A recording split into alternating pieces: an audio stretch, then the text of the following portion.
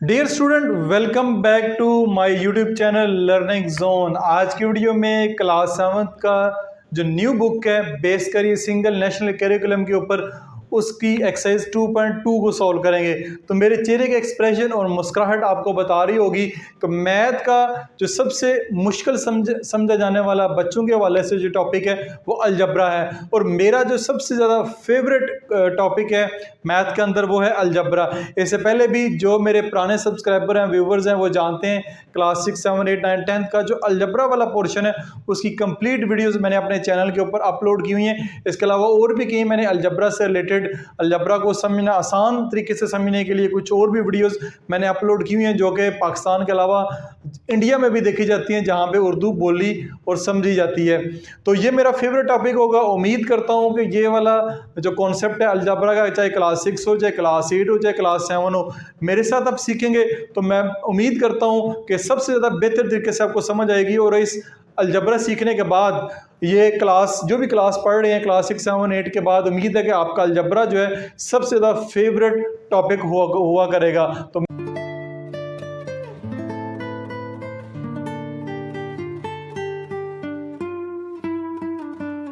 Exercise 2.2 का जो पहला क्वेश्चन है उसकी तरफ चलते हैं। पहला क्वेश्चन है व्हाट नंबर कैन रिप्लेस, ये बॉक्स नजर आ रहा है आपको, सारे क्वेश्चन में बॉक्स नजर आ रहा है, इसकी जगह क्या नंबर रिप्लेस करेंगे in each of the following open statement. ये आपके पास ओपन स्टेटमेंट है to make a true statement, इसको ट्रू करने के लिए। अब ओपन सेंटेंस से क्या मुराद होती है, यानी कि ओपन सेंटेंस से मुराद ये है कि ये एक ओपन सेंटेंस लिखे हुए हैं, यहाँ सेंटेंस ट्रू होते हैं या फॉल्स होते हैं, तो क्लोज भी होते हैं। तो ओपन सेंटेंस से मुराद ये है कि हम जब तक यहाँ पे नंबर नहीं लिख लेते हमें नहीं पता चलेगा कि ये ट्रू एक सेंटेंस है, ट्रू स्टेटमेंट है, फॉल्स स्टेटमेंट है। तो जब तक हमारे पास जो अननोन जो बॉक्स है इसकी वैल्यू नहीं आएगी, जब तक वैल्यू पुट नहीं करेंगे हम ये ओपन सेंटेंस ही कहेंगे इनको। तो यहाँ पे 10 में क्या ऐड करें कि 12 आ जाए, तो 10 में आप 2 ऐड करेंगे तो ये 12 आ जाएगा। तो ये अब ओपन सेंटेंस नहीं रहा, ये एक ट्रू स्टेटमेंट बन गई है। तो पार्ट 2 देखते हैं। 15 माइनस क्या करेंगे कि 12/15 माइनस 3 करेंगे तो आपके पास 12 आ जाएगा। 10 को किस पे डिवाइड करें तो 5 आएगा, 10 को डिवाइड करेंगे 2 पे तो हमारे पास 5 आ जाएगा, और 4 को किस से मल्टीप्लाई करवाएंगे 28 आएगा, 4 को मल्टीप्लाई करेंगे 7 के साथ तो 28 इसका आंसर होगा। तो आसान सा क्वेश्चन है जिसमें आपको ओपन सेंटेंसेस के बारे में बताया गया है। क्वेश्चन नंबर 2 की तरफ चलते हैं। क्वेश्चन नंबर 2 में हमारे पास कह रहा है separate open and clause sentence. Open sentence के बारे में मैंने कुछ बताया था, और क्लोज सेंटेंस के बारे में अब आपको बताऊंगा कि ओपन और क्लोज सेंटेंस क्या होते हैं। तो एग्जाम्पल से समझते हैं। अब ये देखें, ये एक सेंटेंस लिखा हुआ है, इक्वेशन है 2x + 7 = 5। हमें ये कैसे पता कि चलेगा ये ट्रू है या फॉल्स है, जब तक हमारे पास जो एक अननोन है x की वैल्यू नहीं मौजूद होगी। जब तक x की वैल्यू नहीं आएगी हम नहीं बता सकते ये ओपन है, ये ट्रू है, ये फॉल्स है। तो जैसे ये देखें 10 + 10 20, 10 + 10 20, तो ये क्लोज सेंटेंस है, ये क्लोज सेंटेंस है। ये हमें पता है कि 10 + 10 20 होता है, तो ये हमारे पास जो है एक क्लोज सेंटेंस होगा। इसके सामने लिख लें क्लोज सेंटेंस। इस तरह ये है 18 / 2, 2 को जब 18 को जब 2 पे डिवाइड करेंगे तो 9 ही आंसर आएगा, तो ये भी एक क्लोज सेंटेंस है। ठीक है, इस तरह एक और था यहाँ पे, ये है 9 / 3। 9 / 3 क्या होता है, यही आता है, जब 9 को डिवाइड करते हैं 3 पे 3 आता है, तो ये भी एक क्लोज सेंटेंस है। ठीक है, अब बाकी रह गए ओपन। अब बाकी जितने भी हैं वो सारे ओपन है। ठीक है, ये वाला पार्ट भी ओपन सेंटेंस में था 2x + 7 = 5, यानी हमारे पास ओपन से मरा दिया पहले बॉक्स था एक। ठीक है, अब हमारे पास ये वेरिएबल दे दिए x y z वेरिएबल दे दिए। जब तक हमें वेरिएबल की वैल्यू पता नहीं होगी, अब मुझे क्या पता y और z क्या दो वेरिएबल है जिनको ऐड करेंगे 16 आएगा। जब वेरिएबल की कीमत पता चलेगी तब हम बताएंगे कि ये एक क्लोज सेंटेंस है, ट्रू है या फॉल्स है। तो ये वाले जिनके सामने मैं टिक लगाने लगा हूं, ये वाला भी, ये वाला भी, ये वाला भी, ये भी, इसमें भी दो वेरिएबल है a और b, और ये वाला भी, ये जितने भी हैं ये सारे टिक वाले जो हैं ये जो है ओपन सेंटेंस में आएंगे, ओपन सेंटेंस सब के आगे मैं नहीं लिखता, या आप खुद समझ लें कि जिनके सामने टिक लगी हुई है सारे के सारे ये जो ऊपर सेंटेंस होंगे क्यों होंगे ये भी मैंने आपको बता दिया। क्वेश्चन नंबर 3 की तरफ चलते हैं। क्वेश्चन नंबर 3 में एक टेबल दिया गया, उसको कंप्लीट करना है। Complete the following table. यहाँ पे पहले नंबर पे अलजेब्रिक एक्सप्रेशन दिए गए हैं, इनकी नंबर ऑफ टर्म्स बतानी है, वेरिएबल बताने हैं कौन कौन से, और कांस्टेंट बताने हैं वो कौन से। सबसे पहले बात करते हैं अलजेब्रिक एक्सप्रेशन। अलजेब्रिक एक्सप्रेशन क्या होता है? अलजेब्रिक एक्सप्रेशन बेसिकली एक मैथमेटिकली इक्वेशन होती है अलजबरा के अंदर, जिसमें वेरिएबल भी होते हैं, कांस्टेंट भी होते हैं, और वेरिएबल के साथ फिर कोफिशिएंट ही होते हैं। यानी कि वेरिएबल और कांस्टेंट आपस में कनेक्ट्स करते हैं मुख्तलिफ किस्म के मैथमेटिकल ऑपरेटर। मैथमेटिकल ऑपरेटर क्या है? Minus plus, plus minus plus, even के इनमें मल्टीप्लिकेशन, और मल्टीप्लिकेशन का साइन भी बिल्कुल मौजूद है, 4 और x के दरमियान मल्टीप्लाई का साइन है। तो डिवीजन के साइन भी होते हैं, लेकिन अभी आपको प्लस और माइनस के साइन ही दिखाए जाएंगे। तो ऐसे अलजेब्रिक एक्सप्रेशन, यानी अलजेब्रिक एक्सप्रेशन उनको कहते हैं जो मुख्तलिफ किस्म के वेरिएबल और कांस्टेंट जो आपस में मिले होते हैं मुख्तलिफ किस्म के मैथमेटिकली ऑपरेटर के साथ, वो आपके अलजेब्रिक एक्सप्रेशन कहलाते हैं। तो ये आपके जो है 4 अलजेब्रिक एक्सप्रेशन है। अब अलजेब्रिक एक्सप्रेशन में यहाँ पे एक टर्म है, यहाँ पे 3 टर्म है, यहाँ पे 2 टर्म्स है, यहाँ पे भी 3 टर्म्स है। तो टर्म्स क्या होती हैं? सबसे पहले एक number of terms. Number of terms से मुराद ये है कि ये आपकी एक टर्म है, ये आपकी एक टर्म है 4xy, ये एक टर्म है। यहाँ पे प्लस और माइनस, यानी माइनस के साइन से पहले एक टर्म है, उसके बाद 2y एक टर्म है, उसके बाद प्लस 8 एक टर्म है। इसके अंदर जो है वो 3 टर्म है। ये बेसिकली टर्म कहलाती हैं। टर्म जो है ये नहीं कि बच्चे कन्फ्यूज होते हैं, इसमें लिख देते हैं 3 टर्म, इसमें 3 टर्म नहीं है, टर्म इसमें एक ही है। टर्म हमेशा प्लस और माइनस के साइन के बाद, यानी एक प्लस का साइन है उसके बाद अगली टर्म शुरू होगी, फिर प्लस का साइन, तो ये आपकी एक टर्म बन जाएगी।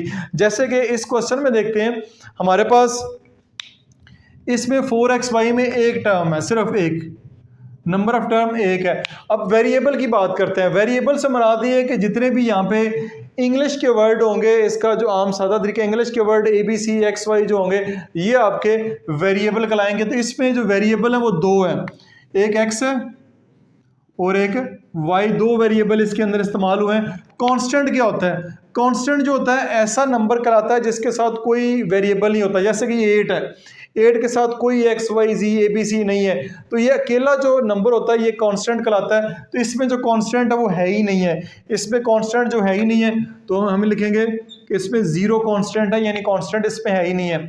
अब बारी आती है इसकी 4x² - 2y + 8। जैसे कि मैंने बताया इसके अंदर जो नंबर ऑफ टर्म्स है वो 3 है, नंबर ऑफ जो टर्म्स है वो 3 इसके अंदर नंबर ऑफ टर्म्स है। वेरिएबल कौन से हैं? बेशक x की पावर 2 हो जाए, वेरिएबल इसके अंदर x y 2 वेरिएबल है, तो लिखेंगे आप x और y 2 वेरिएबल है। कांस्टेंट इसके अंदर जो 8 है, ये 8 है जिसके साथ कोई वेरिएबल नहीं है, तो ये 8 कहलाएगा, ये 8 आपका कांस्टेंट है। उसके बाद इसको देखते हैं, यहाँ पे ये एक टर्म है और एक ये वाली टर्म है, यानी नंबर ऑफ टर्म्स इसमें 2 हैं। वेरिएबल इसमें x y z है, 3 वेरिएबल हैं x y z, और इसमें जो कांस्टेंट है वो +20 है। अब आते हैं इधर आपके पास नंबर ऑफ टर्म्स 1 2 3, 1 2 3, 3 इसकी नंबर ऑफ टर्म्स हैं। वेरिएबल इसके अंदर x 2 दफ़ा है, तो आपने 2 दफ़ा नहीं लिखना, वो एक दफ़ा ही आएगा। x और y 2 वेरिएबल है इसमें, x और y, और एक कांस्टेंट है +16। कांस्टेंट के साथ अगर नेगेटिव साइन हो तो आपने नेगेटिव साइन भी लगाना। तो ये आपका टेबल मुकम्मल हो गया। यहाँ पे एक बात उसने मिस की है कि कोफिशिएंट का नहीं पूछा, जबकि कोफिशिएंट का जिक्र उसने किया हुआ है इससे पहले। तो कोफिशिएंट क्या होता है? ये आपके पास एक अलजेब्रिक एक्सप्रेशन लिखा हुआ है, x² - 2xy + 16। अब एक तो नंबर है, ये 16 है, ये एक नंबर है जिसके साथ कोई वेरिएबल x y नहीं है, तो ये आपके पास कांस्टेंट कहलाएगा। लेकिन ऐसे नंबर जिनके साथ x y वेरिएबल लगा हुआ है, यानी किसी भी वेरिएबल, कोई भी वेरिएबल x y z कोई भी हो सकता है, उससे पहले जो नंबर होता है वो कोफिशिएंट कहलाता है। उसको हम कोफिशिएंट कहलाएंगे, कहेंगे ये हमारे पास कोफिशिएंट होगा, इसको हम कोफिशिएंट कहेंगे, ये कोफिशिएंट है। यहाँ पे 1 जो है वो कोफिशिएंट है, ठीक है। वेरिएबल से पहले जो नंबर होता है, अगर कोई नंबर नहीं 1 होगा, अगर नंबर दिया गया तो वो उसका कोफिशिएंट होगा। तो ये आपका क्वेश्चन नंबर 3 जो है वो कंप्लीट हो गया। क्वेश्चन नंबर 4 की तरफ चलते हैं। क्वेश्चन नंबर 4 में हमें कह रहा है separate like and unlike terms from the given expression. आपको नीचे 4 एक्सप्रेशन दिए गए, इनमें लाइक और अनलाइक टर्म जो है वो आपने सेपरेट करनी है। अब लाइक और अनलाइक टर्म क्या होती हैं, ठीक है। टर्म्स के बारे में मैंने पिछले क्वेश्चन में क्लियर किया आपके। इसके अंदर यानी कि 1 2 3 4 4 टर्म्स हैं, इसके अंदर 1 2 3, इसके अंदर भी 4 है, इसके अंदर भी 4 है, इसके अंदर 4 टर्म्स हैं। कौन सी लाइक है, कौन सी अनलाइक है?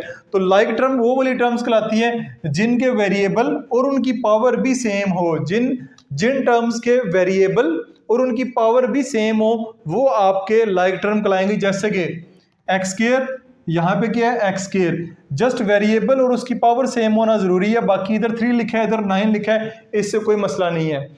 उसके जो कोफिशिएंट हैं वो सेम हो या ना हो, लेकिन वेरिएबल और उसकी पावर अगर सेम है तो वो लाइक टर्म कहलाएंगी। जैसे कि ये दोनों जो हैं 3x square 9x square are like terms. अब अनलाइक टर्म्स क्या होती है? अनलाइक टर्म्स के वेरिएबल भी मुख्तलिफ होते हैं।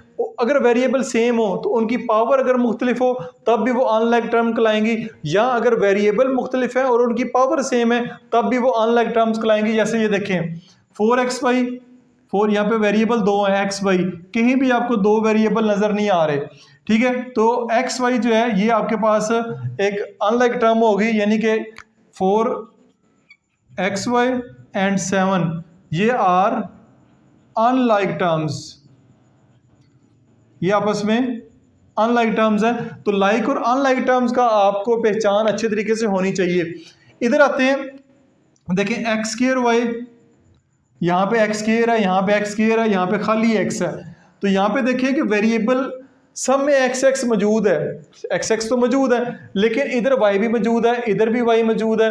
तो ये इनको देखते हैं सबसे पहले एक्स स्क्वायर, और यहाँ पे आप देखें तो एक्स स्क्वायर यहाँ पे नजर आ रहा है, यहाँ पे भी एक्स स्क्वायर नजर आ रहा है, लेकिन इधर वाई है, इधर भी वाई है।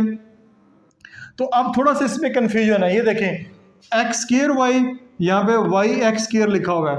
अब वेरिएबल दोनों के सेम है, बेशक तरतीब आगे पीछे है, इससे कुछ नहीं होता।